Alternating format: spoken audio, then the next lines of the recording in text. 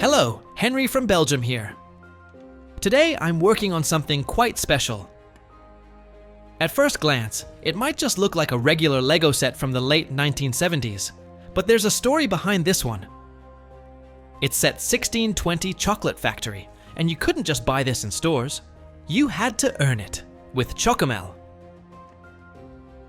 In 1978, there was an exclusive promotion in the Netherlands.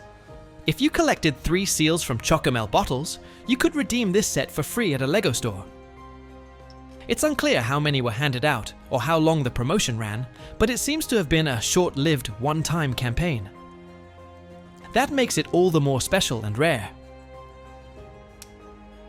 What I have here isn't a pristine set, but rather a puzzle with some missing pieces and a few unexpected surprises. Unfortunately, I don't have the original box. Not too surprising, considering its rarity.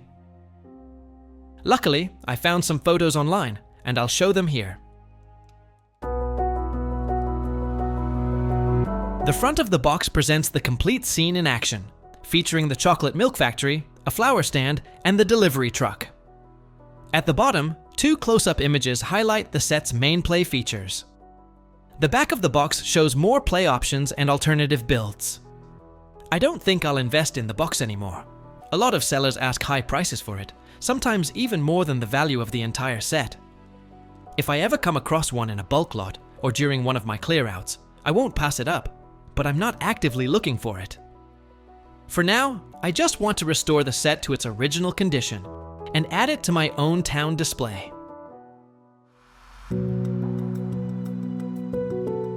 What I do have, and it's just as valuable, is the original manual. It's not a regular instruction booklet, but a large fold-out poster. Folded, it measures about 20.5 by 13.5 centimeters.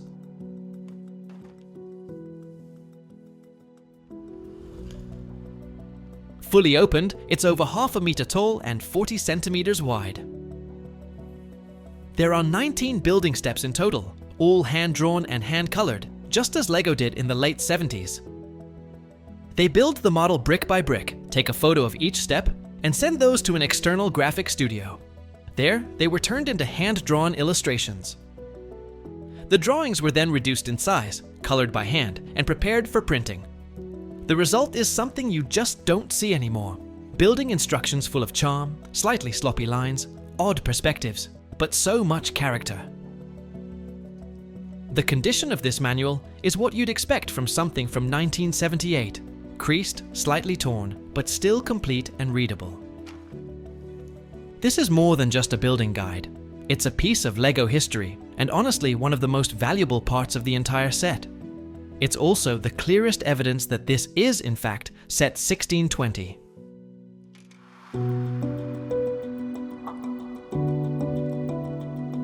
And I'm saying that because if you look at the set without knowing the background, it doesn't appear very special. Just a classic factory, a vehicle, and a little market stall. All built with standard parts that you could still find in a random attic box. And that's the risk. This set is incredibly easy to replicate, especially if you download the instructions online. But then you have no idea if what you've built is accurate. That's why I closely inspected all the parts I had to verify their authenticity. Some of the differences are very subtle. For example, the 2x2 and 2x4 bricks in this set should not have cross supports inside. Those smooth undersides are a clear time marker. If you see a cross, it's a newer mold. Same thing with the 1x1 round bricks. They must have solid studs, meaning a closed top. Later versions have open studs. Other marks of that period could be slope bricks without tubes, specific style of windows, differently molded fence pieces, and so on. So it's not about color, it's about whether you have the right era. The previous owner clearly tampered with it, and even replaced the minifigs incorrectly. I'll come back to that later. If you find a set like this today, without the manual, box, or original stickers, you need to be extremely cautious. Some sellers include random parts that may look right, but aren't accurate. And it's easy to be fooled. Worse, some try to sell it as a rare collectible when it's just a pile of mismatched bricks. I check everything on Bricklink, but some parts are clearly marked as old or without supports, others aren't. What still remains a bit unclear for me are the plates. There are subtle differences, like whether a part number is printed on them or not, or if there's an extra notch in the mold. Apparently, Bricklink doesn't always distinguish between those small variations. So no, this is not just a set you throw together in a few minutes. If you want to be sure it's authentic, you really have to dig. But that's exactly what makes it so fascinating. At least for me.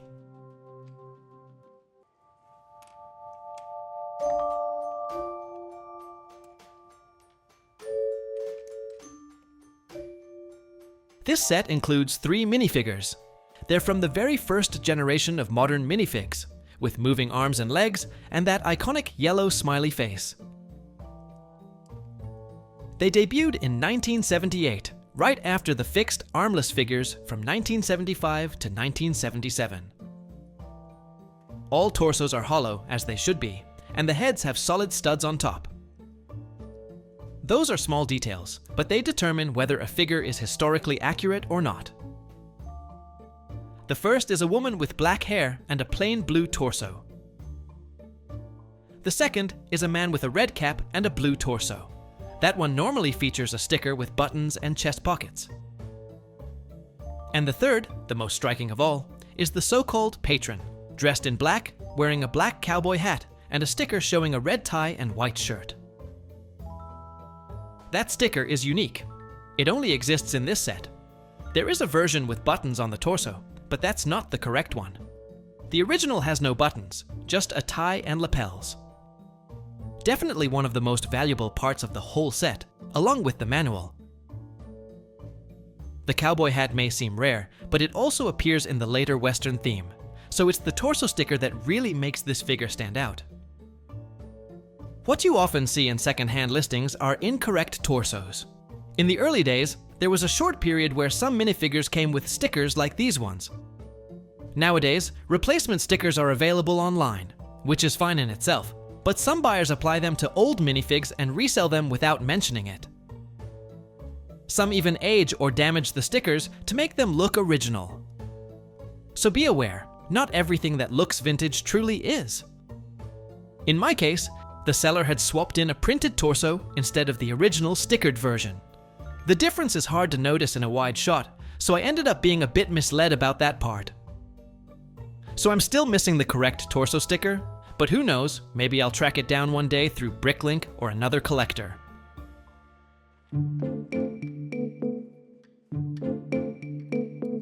So I've restored a lot of basic bricks to their historically accurate condition and completed this set. But because it's all basic, does that mean this set doesn't include any interesting parts? Not at all. To me, every set is worth the effort, and there's always something new to discover. The base plate, for example, it looks like a regular road plate, but it has 2 zebra crossings. That's more unusual and only appears in 10 sets. The light grey round bricks with closed studs aren't often seen in such large numbers. The blue 1x4 brick with a printed chrome grille is also a nice touch. A real surface print, not a sticker. And then the eye catcher. A white 1x6 brick with the original Chocomel sticker. Mine is quite worn, but I'm sure it's genuine and unique.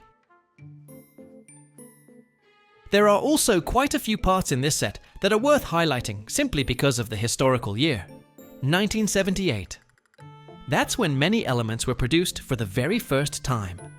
Not just the minifigures, but also this specific type of tree, the door style, the window frames, and probably a few more other parts too. The red arch bricks are also beautiful parts, as well as the light grey hook and the black minifigure heads used as flower pots. And I haven't even talked about the actual play feature, which is a real highlight here. You get a functional truck that carries a proper load, something that wasn't always a given back in those days.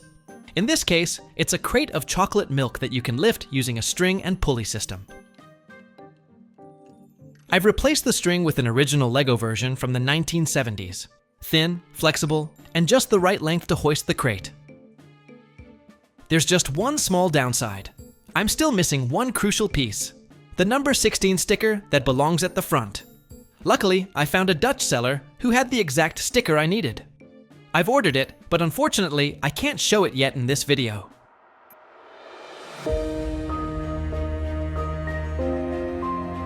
I'm really happy with the result. Colorful, playful, and fully in line with the Lego style of that period. What strikes me most? The base plate is used well, with charming extras that bring it to life. A tree, a lamppost, a stop sign, and even a little white mini stand that adds some atmosphere. Inside, there's minimal decoration, but it still adds a touch of charm. A small counter with a black telephone and a bottle of Chocomel. The building itself isn't just a plain rectangle with a flat roof like many others from that time. There's actually a bit of architecture, a raised roof section, sloped bricks, and even an arch for character. That made the build more enjoyable than I expected. And of course, the play feature, hoisting and transporting a crate. Sometimes that's all you need. I'm proud to have brought this one back to life. It feels authentic, visually and historically correct. Not a grand build, but one with real character, and a perfect fit in any classic Lego town layout. Let me know what you think of this set in the comments. If you enjoyed this video, give it a like and subscribe to the channel. It's free. Thanks for watching, and I'll see you in the next video.